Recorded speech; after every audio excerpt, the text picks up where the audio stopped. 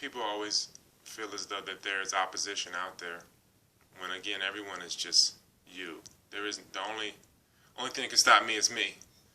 Or in the mirror is where I see my only enemy.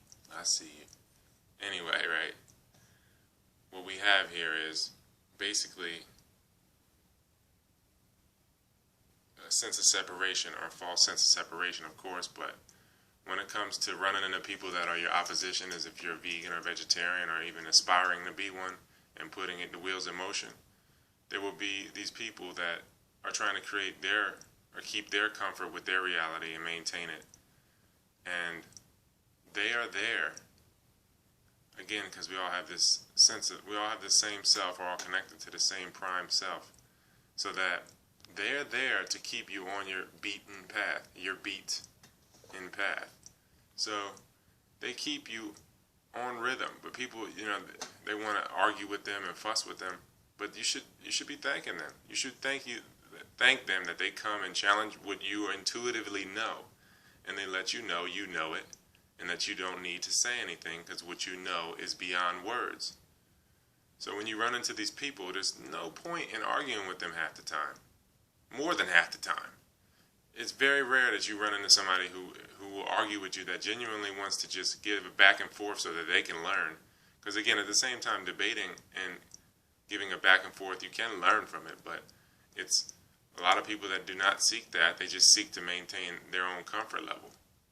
So you run into these people and they're just letting you know that you're doing the right thing and you need to stay on the path, because you know what's going on inside of them, because you've experienced the entire spectrum. And they just regurgitate. Most people just regurgitate. That's really about it. They're just here for their experience to exist, and they need to transcend upon it. You can't take it when you leave. You move on past that. You need to move on past that experience. You cannot take it when you leave if it's opinion or belief. If you truly know it, it doesn't need words.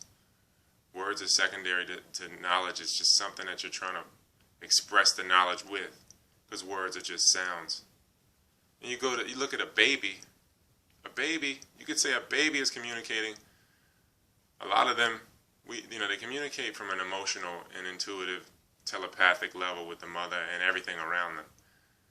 But you see babies speaking in different tongues or different things like that, and people would just take it for being ignorant when they know everything.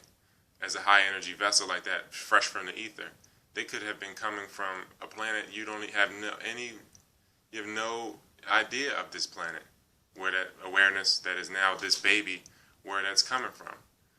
So when they come in speaking what they speak or not speaking at all, people just say that they're ignorant, and they need to be conditioned and have this language pushed upon them, which is all right. Okay, we have our dense form of communication, like you have your dense body, but at the same time, it's not like this should be cast aside, that they communicate on levels beyond words, because things are known without words. Words come second to knowledge.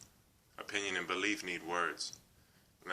It's just, that's why it's difficult for me sometimes to express these things that I feel like is innate. So that's the battle here. That's the battle as far as expression in this layer, I guess.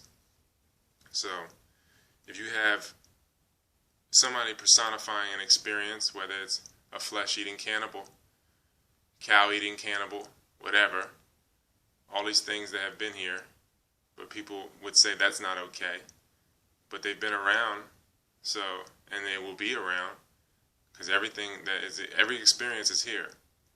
If we were 360 degrees peaceful, we would never know the experience of the strife and negativity. It's just about maintaining balance as the pendulum swings, like I've said before. You don't want to get over-elated at the mountaintop, and you don't want to be too low at the valley. So it's like just finding a balance the whole time, and maintaining that center the whole time within you. Because if you, again, like they say when people overthrew Kemet, or what they're calling Egypt now, is that they were in such bliss that when people came with lies and deceit, that they weren't ready for it, That may be true at some level. If you don't know, if you know truth 360 degrees, if you don't know,